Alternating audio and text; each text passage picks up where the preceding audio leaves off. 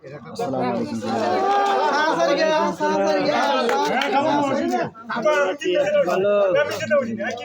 মানে ঠান্ডা কেমন পড়তেছে? ঠান্ডার কথা কই না, ঠান্ডার কথা মনে করলে বউর কথা মনে করে দেখা।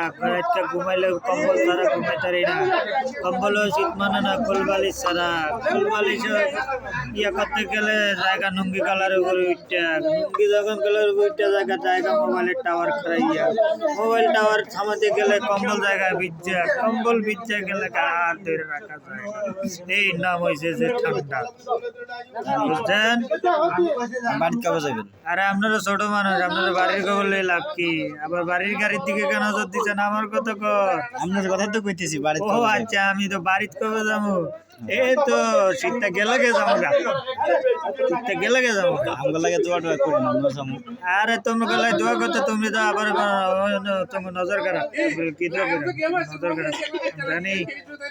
আচ্ছা দোয়া করে দাম, তোমরা কি কইছো দোয়া করতে? আমি বুঝছি বিয়ার কাম আমার লাগবো।